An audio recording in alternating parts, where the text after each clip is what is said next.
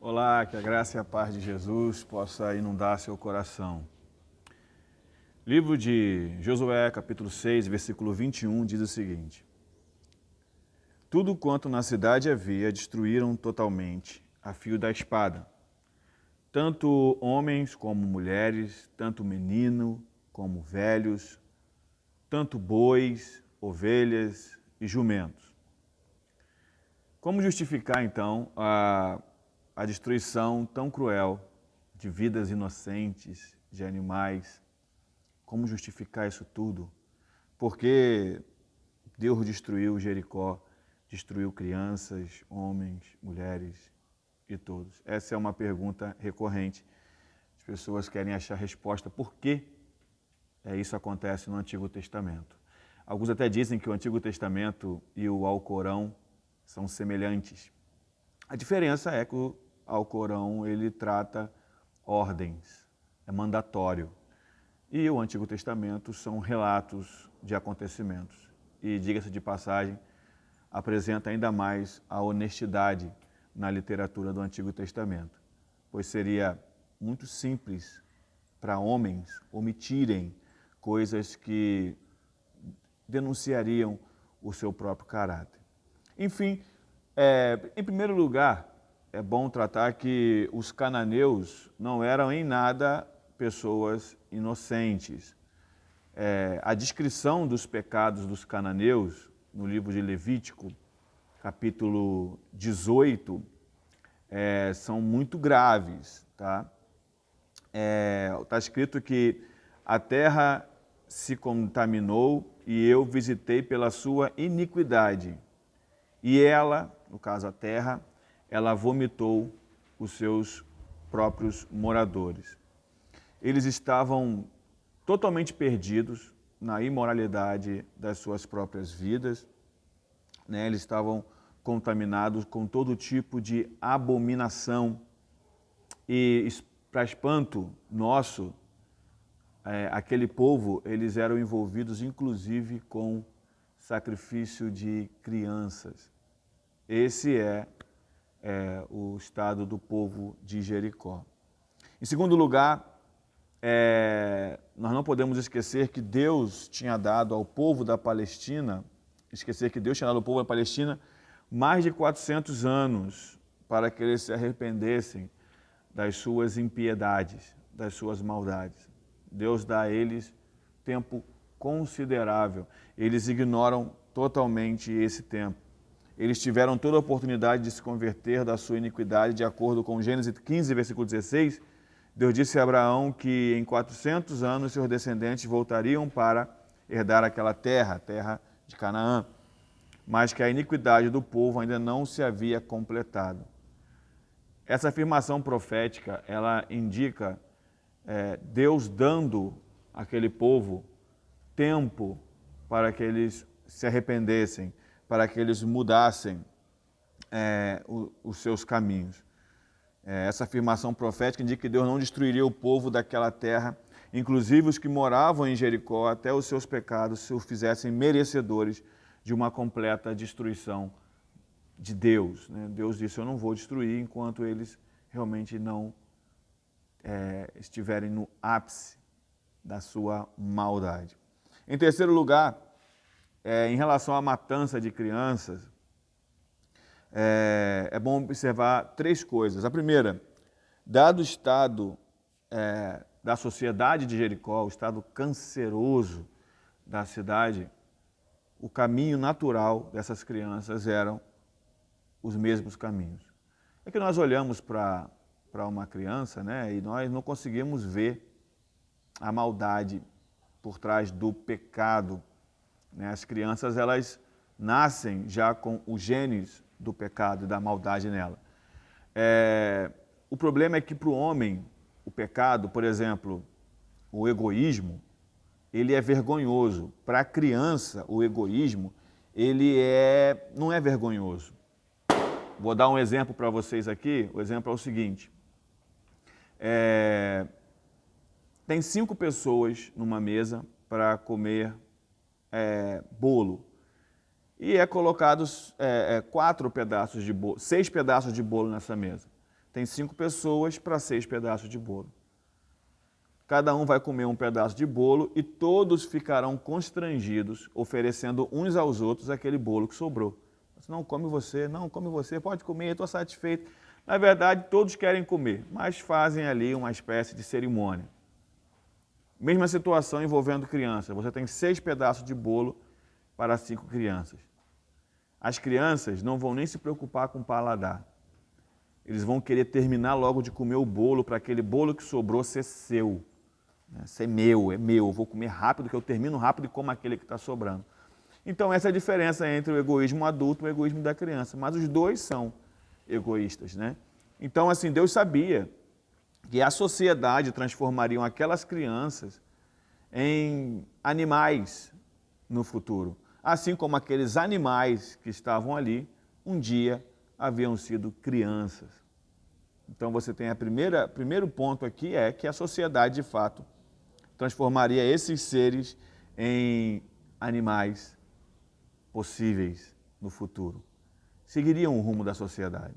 A segunda coisa é que nós acreditamos que há uma idade da razão, né? Há uma idade em que, a partir daquela idade, realmente, assim como existe o bar mitzvah no judaísmo, né? Onde até 13 anos, 12 anos, aquele homem é uma criança ainda. A partir dos 12 anos, ele é responsável pelos seus atos e a igreja entende que isso é uma verdade, né? Que existe uma idade em que o ser humano começa a ser, de fato, responsável pelos seus atos.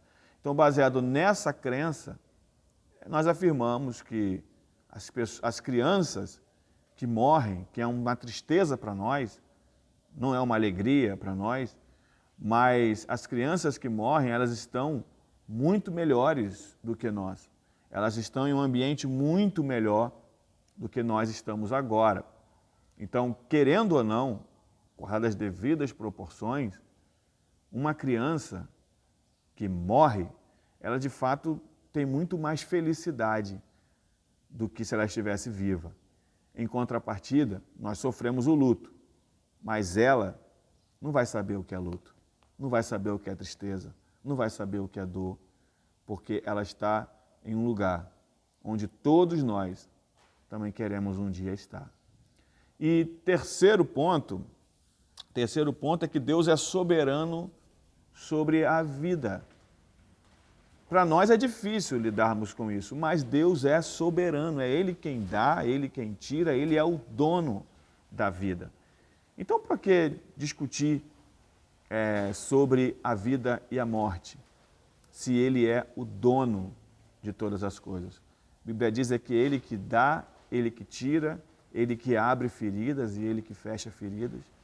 Então, discutir sobre morte de crianças, morte de animais, morte de inocentes, né, entre aspas, olhando para o Antigo Testamento, é de fato questionar a soberania de Deus sobre a vida.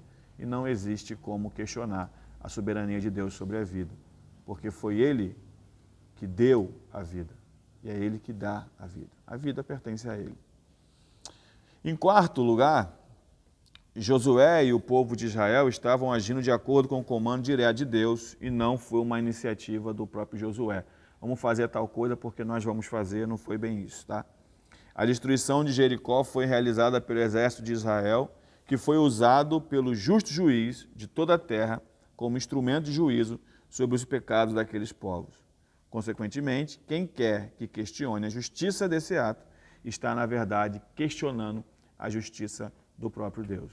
Foi Deus que disse, cerquem a cidade. Foi Deus que disse, eu darei a cidade a vocês. Foi Deus que disse, rodeiem a cidade por 13 vezes.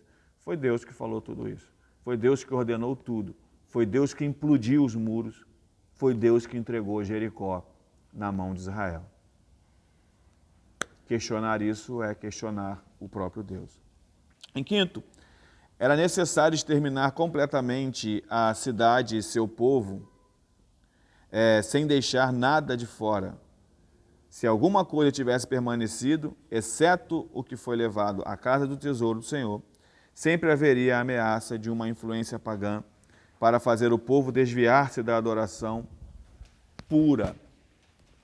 Às vezes, uma cirurgia radical é necessária para exterminar completamente um câncer mortal do corpo de uma pessoa. Se você for ler, espero que você leia, né? É o livro de Juízes, capítulo 1 em diante. Juízes, ao meu ver, é o livro de mais sofrimento, tá? Da Bíblia Sagrada. É muito sofrimento. São mais de 400 anos de um povo que foi feito cativo por pessoas que ele transformou em cativo. Josué morre, né? O povo começa a ter juízes, porque Deus levantava pessoas para livrar Israel da mão de opressores. Mas não é qualquer tipo de opressores.